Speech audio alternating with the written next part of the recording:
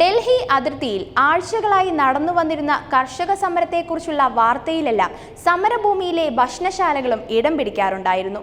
ആയിരക്കണക്കിന് കർഷകർ അണിനിരക്കുന്ന സമരസ്ഥലത്ത് വലിയ കൂട്ടായ്മയോടെയാണ് എല്ലാവർക്കുമുള്ള ഭക്ഷണം പാകം ചെയ്തിരുന്നത്. പഞ്ചാബിൽ നിന്നുള്ള സിഖ് കർഷകർ നേതൃത്വം നൽകുന്ന സമരത്തിലെ ലങ്കർ എന്നറിയപ്പെടുന്ന ഭക്ഷണശാലകളും അവർ ഭക്ഷണം തയ്യാറാക്കുന്ന രീതിയുമെല്ലാം ഏറെ കൗതുകം നിറഞ്ഞ കാഴ്ചയായിരുന്നു. 10,000-കണക്കിന് ചപ്പാത്തിയാണ് സമരവേദിയിൽ ദിവസവും തയ്യാറാക്കിയിരുന്നത്. നേരത്തെ ഡൽഹിയിലെ ഷഹീൻ ബാഗിൽ പൗരത്വ ഭേദഗതി നിയമത്തിനെതിരായ സമരം നടന്നപ്പോഴും പഞ്ചാബിൽ നിന്നുള്ള സിഖുകാർ ഭക്ഷണ സാമഗ്രികളുമായി വന്ന് ലങ്കറുകൾ ആരംഭിച്ച് സമരത്തിന് പിന്തുണ നൽകിയിരുന്നു. സിഖുകാരുടെ ലങ്കറുകളും സമരങ്ങളും തമ്മിലുള്ള ബന്ധത്തിന് വലിയ പഴക്കമുണ്ട്. പതിറ്റാണ്ടുകൾക്ക് മുമ്പ് കേരളത്തിൽ വൈക്കം സത്യാഗ്രഹം നടന്നപ്പോഴും ഐക്യദാർഢ്യവുമായി സിഖുകാർ എത്തിയിരുന്നു.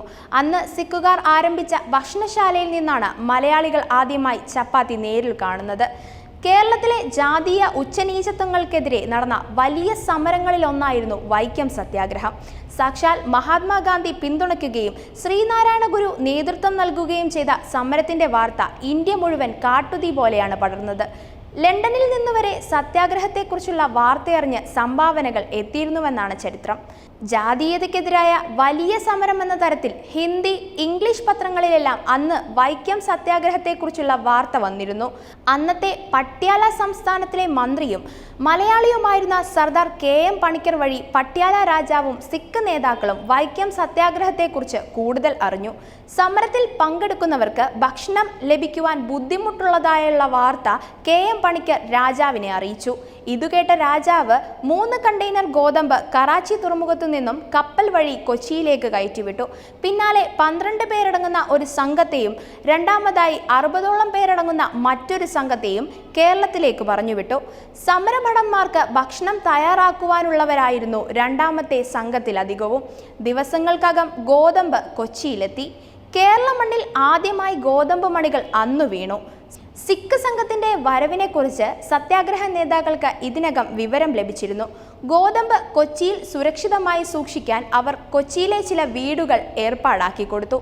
ഈ വീടുകളിൽ സൂക്ഷിച്ച ഗോതമ്പ് തദ്ദേശീയായ ജോലിക്കാരുടെ സഹായത്തോടെ ഉണക്കിപ്പൊടിച്ച് ചാക്കുകളിലാക്കി ജലമാർഗം വൈക്കത്തേക്ക് കൊണ്ടുപോവുകയായിരുന്നു. വൈക്കം മഹാദേവ ക്ഷേത്രത്തിനടുത്തെ സത്യാഗ്രഹ പന്തലിന് അടുത്തായി സിഖുകാർ അടുക്കള തുറന്നു. ഗോതമ്പ് പൊടിയിൽ വെള്ളം ചേർത്ത് അവർ മാവ് കുഴയ്ക്കുന്ന രീതിയും മല പോലെ കൂട്ടിയിട്ടിരിക്കുന്ന കൂറ്റൻ ഗോതമ്പ് മാവും മാവ് കുഴച്ച് ചപ്പാത്തി പരത്തി ചുടുന്നതുമെല്ലാം കണ്ടുനിന്നവർക്ക് ഏറെ കൗതുകമായി. സിഖുകാർ കൊണ്ടുവന്ന കടുകെണ്ണ പുരട്ടിച്ചുട്ട ചപ്പാത്തി മലയാളികൾക്ക് അത്ര രുചിച്ചില്ലെങ്കിലും ശേഷം കടുകെണ്ണയ്ക്ക് പകരം വെളിച്ചെണ്ണ പുരട്ടാൻ തുടങ്ങിയതോടെ ചപ്പാത്തി സത്യാഗ്രഹികൾക്ക് ഇഷ്ടവിഭവമായി. തദ്ദേശീയരായ മലയാളികൾ ആദ്യമായി ചപ്പാത്തിയെക്കുറിച്ച് അറിയുന്നതും ചപ്പാത്തി കാണുന്നതുമെല്ലാം അപ്പോഴായിരുന്നു. വൈക്കത്തേക്ക് പുറപ്പെടും മുമ്പ് കൊച്ചിയിലെ വീടുകളിൽ ഗോതമ്പ് പൊടിക്കുമ്പോഴും പഞ്ചാബി സംഘം ചപ്പാത്തി ഉണ്ടാക്കി നാട്ടുകാരായ ജോലിക്കാർക്കും വീട്ടുകാർക്കും നൽകിയിരുന്നു. കേരളക്കരയിൽ ആദ്യമായി ചപ്പാത്തി ചുട്ട സ്ഥലം കൊച്ചിയും ചപ്പാത്തി രുചിച്ചവർ കൊച്ചിക്കാരുമായിരുന്നുവെന്ന് പറയാം.